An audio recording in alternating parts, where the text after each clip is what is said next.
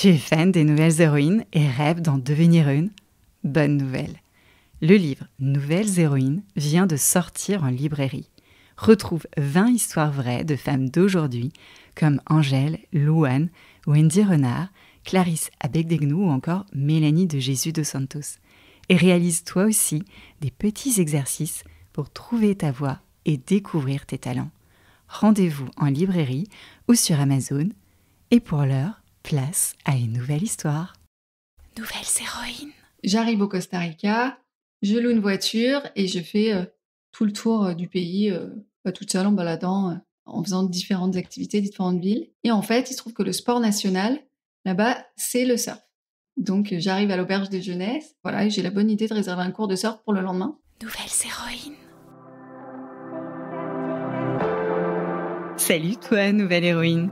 Je suis Céline Steyer, celle qui murmure à tes oreilles des récits d'aventures insolites, d'estime de soi et de destin extraordinaire à travers des histoires vraies de femmes qui ont osé faire de leurs rêves une réalité.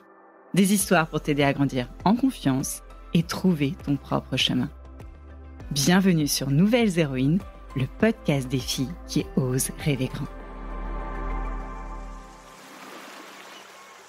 Elle est une nouvelle héroïne, Virginie, née en 1985, près de la ville de Nice, sous le soleil du sud de la France, dans un monde où la musique s'écoute encore sur un Walkman et que les séries se regardent en VHS. Virginie grandit dans une petite ville appelée Vence, nichée entre les collines et les côtes azurées, avec un grand frère protecteur et une petite sœur pleine d'énergie élevée par une maman qui élève seule ses 3 enfants. Dans cette fratrie soudée, l'amour de leur maman les enveloppe chaque jour, même si les câlins, eux, restent rares. Car chez les Dubos, on n'est pas très démonstratif. Mais qu'importe, l'amour se sent dans chaque geste et chaque attention. Virginie est la cadette du milieu. Ni l'aînée responsable, ni la benjamine choyée. Avec son grand frère et sa petite sœur, elle forme un trio soudé, même si les chamailleries sont de mise. Surtout quand il s'agit de se partager les rares câlins de leur maman.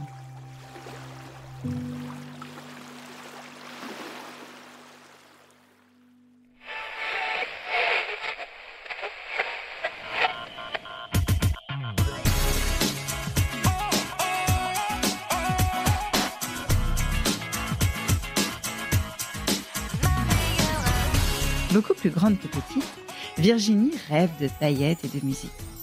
Elle veut devenir danseuse. Pas n'importe laquelle. Elle rêve de danser derrière ses idoles, Britney Spears et Loreen, et sentir le public vibrer au rythme de ses mouvements. Elle enchaîne les cours de danse classique, les galas de fin d'année, les chorégraphies répétées inlassablement dans le salon. Quand l'obscurité de la nuit enveloppe la chambre de Virginie, que les ombres s'étirent et que le silence prend la place du jour, elle se glisse sous ses draps. Elle termine un chapitre, des malheurs de Sophie ou des petites filles modèles de la comtesse de Ségur, ses livres préférés. Au mur, face au poster de Laurie, elle ferme les yeux et laisse son esprit s'envoler. Là, sur la scène du Zénith, les lumières s'allument, les paillettes tourbillonnent et Virginie danse, danse, danse derrière son idole.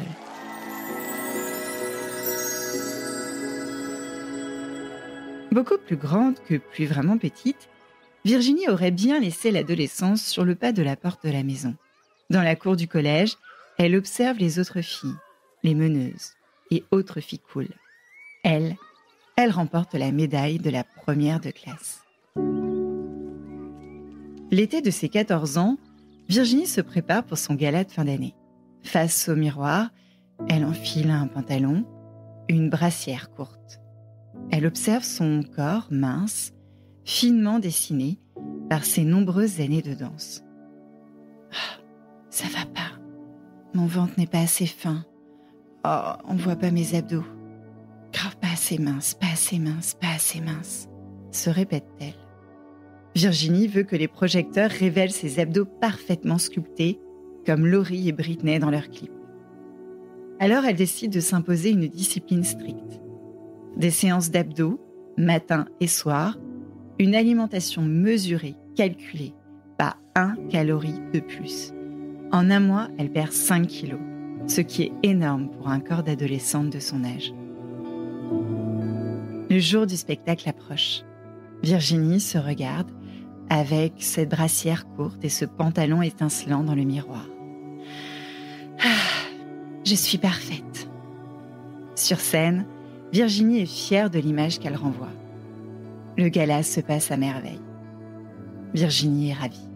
Le jour des résultats du bac de son frère, et pour la première fois depuis plusieurs semaines, Virginie va au restaurant et avale pizza et glace. Face à tous ces mets dont elle s'était privée, elle cède. Ce jour-là marque le début d'une spirale de crise de boulimie. Comme si tu ressentais un grand vide, comme un trou dans ton ventre qui ne voulait jamais se refermer. La boulimie, c'est un peu comme si pour combler ce vide, tu mangeais beaucoup d'un coup, même si tu n'as pas vraiment faim, même si ça fait mal au ventre après.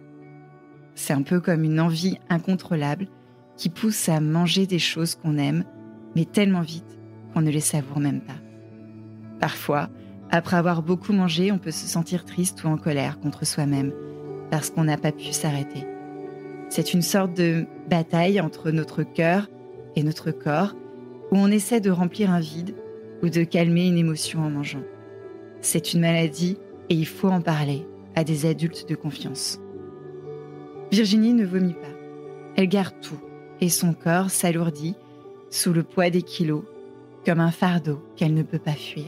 Parfois, en un mois, elle prend jusqu'à 12 kilos, emportée dans un tourbillon de honte et de désespoir, cherchant encore et encore à remplir un vide que rien ne semble combler. Ce qui avait commencé par un simple souci de bien paraître pour un gala de danse se transforme en une bataille intérieure. Les kilos, perdus, repris, perdus encore, lui volent son insouciance. Elle essaie de trouver un équilibre, de plaire aux autres, de se plaire à elle-même, mais cette quête s'avère bien plus complexe qu'elle ne l'avait imaginé. Virginie finit par renoncer à la danse pour emprunter un autre chemin, celui des études de commerce après son baccalauréat. Elle essaie de se trouver une nouvelle place dans le monde du luxe, un autre monde de paillettes. La petite fille aux rêves de danseuse se transforme en une jeune femme d'affaires sophistiquée, se frayant un chemin dans des maisons de renom comme Vuitton, Cartier et Chanel. Petit à petit, le vide qui l'étouffe se comble à nouveau par le glamour de ces marques de luxe. Elle travaille à Paris, où elle vit au rythme des soirées de la Fashion Week, des voyages, des accessoires de luxe qui lui offrent un semblant d'accomplissement et d'épanouissement. Mais, au fond d'elle, une partie de Virginie reste insatisfaite. Elle commence à se sentir prisonnière de ce monde d'apparence qui l'avait fait plonger pendant son adolescence. Elle ressent alors le besoin de s'échapper, de retrouver quelque chose de plus vrai, de plus simple. C'est alors qu'elle prend une décision radicale. Elle se souvient que ces dernières années, elle avait été heureuse pendant 6 mois lors de son séjour au Mexique en Amérique latine. Alors elle troque ses talons aiguilles pour des sandales, ses robes de soirée pour des t-shirts simples et s'envole pour l'Amérique latine avec comme seul apparat un sac à dos. Loin des paillettes, elle veut renouer avec elle-même, redécouvrir la simplicité, l'authenticité. Pendant des mois de voyage, Virginie explore l'Argentine, le Chili, l'Uruguay, le Pérou, grimpe les montagnes de Bolivie, traverse les paysages verdoyants de Colombie. Elle se laisse guider par ses envies et ses rencontres, prenant la route dès qu'une destination l'appelle. Elle se sent libre, sans horaire ni compte à rendre. Mais voyager seule n'est pas sans défi. Les choix, les incertitudes, tout cela peut peser. Pour quelqu'un de si indécis que Virginie, chaque nouvelle route est comme un petit défi à relever. Au fil des kilomètres, ses troubles alimentaires s'apaisent un peu, même si certains persistent en arrière-plan. Elle a appris à vivre avec, à continuer d'avancer malgré tout et à sortir de sa zone de confort. En Bolivie, dans la fameuse Death Valley, la vallée de la mort, elle descend les 64 km de la route la plus dangereuse du pays à vélo, cramponnée au guidon. Elle est la seule fille du groupe et malgré la peur, elle adore chaque instant. Au Pérou, elle se lance dans l'ascension du Machu Picchu. Partie à 4h du matin, elle gravit les pentes, fatiguée mais heureuse, jusqu'au sommet pour découvrir une vue qui semble suspendue entre ciel et terre. Au Chili, elle gravit le volcan Pucón, encore en activité et recouvert de neige. Alors, au Costa Rica, elle décide de poser quelque temps ses valises pour prendre des cours de surf, le sport national du pays. Elle avait déjà un peu fait de planche à voile au Brésil, mais pour le surf, c'est une première. Elle prend un cours particulier avec un professeur et après quelques bases, Virginie se lance dans l'eau. Première vague, parfaite. Deuxième vague, encore mieux. Troisième vague.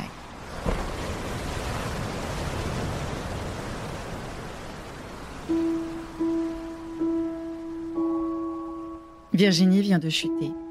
Sa planche de surf, qui est accrochée par un lien à la cheville, lui tape dans le cou très fort. Sa tête est propulsée au fond de l'eau, qui est peu profonde car elle est en bord de plage. Virginie est consciente, mais son corps ne répond plus. Elle se noie, sans l'eau envahir ses poumons. Sur la plage, des touristes assistent au drame et un des leurs est un médecin américain qui la sort immédiatement de l'eau. Virginie ne respire pas pendant 10 minutes et avale beaucoup d'eau salée. Les secours arrivent et l'emmènent à l'hôpital. Ce jour-là, Virginie a côtoyé la mort. À l'hôpital de San José, capitale du Costa Rica, son cœur bat encore. Et elle se réveille. Mais pas son corps. S'ensuit ensuite un combat, car Virginie n'a pas d'assurance. Et au Costa Rica, une hospitalisation coûte très très cher. Sa famille est prévenue par l'ambassade et arrive sur place. Après 8 jours de galères administratives, de machines et de tuyaux, Virginie se retrouve allongée dans un avion médicalisé, direction Paris. Dans son esprit, ce retour à Paris est synonyme de guérison. Bon, ok, c'est grave, mais à Paris, ils vont me guérir, pense-t-elle. Arrivée à Paris, Virginie fait face à la dure réalité. Tétraplégie, un mot qui résonne comme une sentence, un mur infranchissable. Elle, l'aventurière, la danseuse dans l'âme, se retrouve piégée dans un corps qui ne répond plus. Sa sœur, son frère et sa mère sont à ses côtés. Car le mot tétraplégie, Virginie ne l'entend pas tout de suite. Un soir, un interne arrive dans sa chambre et prononce ces 2 mots. Fauteuil roulant.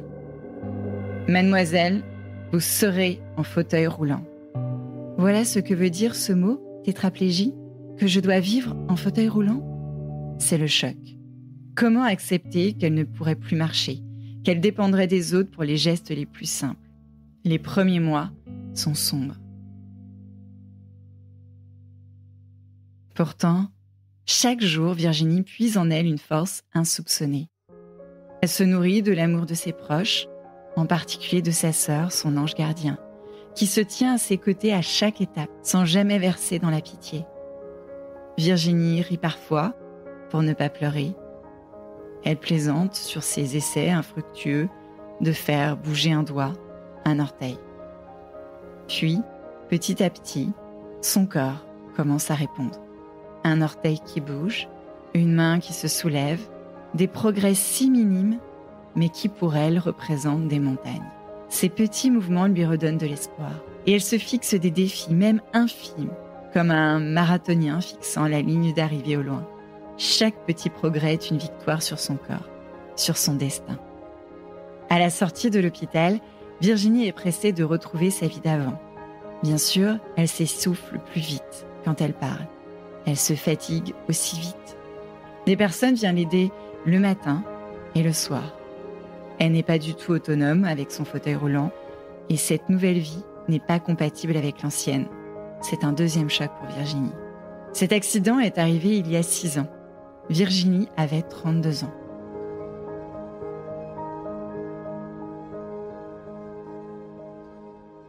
Dans cette nouvelle vie, elle a dû réinventer son quotidien, ses projets, ses rêves.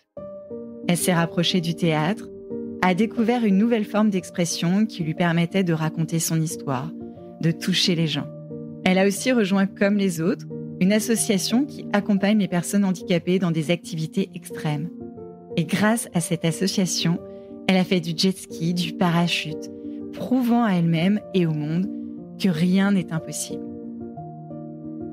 Aujourd'hui, Virginie est devenue une figure inspirante sur les réseaux sociaux, en particulier sur LinkedIn, un réseau où tes parents parlent de leur travail. Elle partage son histoire, son quotidien avec un fauteuil roulant, non pas pour susciter la pitié, mais pour inspirer et briser les tabous autour du handicap. Elle veut rappeler aux jeunes filles que même quand la vie prend un tournant brutal, même quand elle semble insurmontable, il y a toujours un moyen de se réinventer, de trouver une nouvelle force, un nouveau rêve. Virginie aime dire que son fauteuil roulant est devenu une extension d'elle-même, un symbole de résilience. Elle n'a pas cessé de danser. Elle a simplement appris une nouvelle danse, celle de la vie avec ses hauts et ses bas, ses vagues, imprévisibles. Car Virginie ne se définit pas par son accident, mais par sa capacité à transformer chaque difficulté en opportunité de grandir, de sourire, de rêver encore plus grand. Cet accident a changé Virginie et elle le dit elle-même. L'accident a réinitialisé mon palais.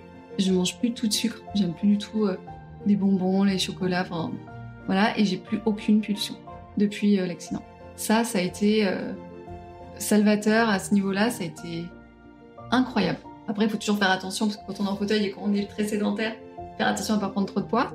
Mais avec l'accident, j'ai perdu plus de 10 kilos, beaucoup de muscles notamment, et plus du tout de pulsion. Donc ça, c'était incroyable. Je ne sais pas comment l'expliquer, mais ça me va bien. Nouvelles héroïnes. Alors, chère nouvelle héroïne, l'histoire de Virginie t'invite à dire YOLO à la vie, because you only live once. Et profiter parce qu'on ne sait pas de quoi demain sera fait.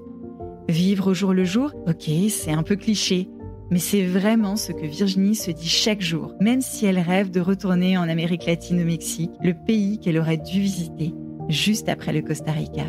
Si elle avait une baguette magique, elle rendrait tous les lieux absolument accessibles à tous, que ce soit les théâtres, les restaurants, les bars, les toilettes des bars, les moyens de transport, les trottoirs, pour que tout le monde ait les mêmes libertés. Quand j'ai interviewé Virginie sur son histoire, elle m'a accueillie chez elle et je lui ai posé cette question. Que réponds-tu à un enfant qui vient te demander pourquoi tu es en fauteuil roulant? Et voici sa réponse. Je leur dis tout simplement que j'ai eu un accident et que mes jambes ne fonctionnent plus. J'adore les enfants parce qu'ils sont hyper spontanés, ils sont trop mignons, bienveillants, ils nous voient comme une attraction en fait, avec le fauteuil électrique. Ils trouvent ça fascinant et en fait ils cherchent à comprendre.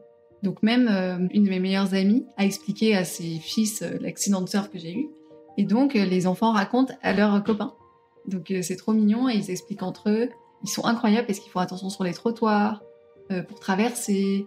Ils font toujours hyper attention à moi quand ils sont avec moi. Les enfants, ils sont incroyables. Nouvelles héroïnes. Nouvelles héroïnes. Nouvelles héroïnes. Nouvelles héroïnes. Nouvelles héroïnes. Voilà, c'était l'histoire de Virginie Dubos, ou plutôt le début du premier jour de sa nouvelle vie. J'espère que ça t'a plu. Si tu as aimé cette nouvelle histoire, dis-le moi en laissant un commentaire et 5 étoiles sur Apple Podcasts, sur Spotify comme Meili du collège Georges Braque, Olympe, Nour, Juliette, Lisa, Mélodie, Pauline et Louise, ou en demandant à tes parents de m'envoyer un message vocal sur le répondeur ou écrit sur Instagram. Et avant de te laisser retourner à tes occupations et rêver encore plus grand, Nouvelles héroïnes est aussi disponible en livre. Tu peux le retrouver chez ton libraire préféré. Je te mets tous les liens dans la description de l'épisode. Ton soutien est tellement précieux pour continuer de raconter ces histoires à encore plus de filles et de garçons. Je compte sur toi pour en parler à ton école, à ton cours de danse, au théâtre, au football, à ta boulangère et même au contrôleur de bus. Allez, à bientôt avec Nouvelles héroïnes. Nouvelles héroïnes. Nouvelles héroïnes. Nouvelles héroïnes. Nouvelles héroïnes.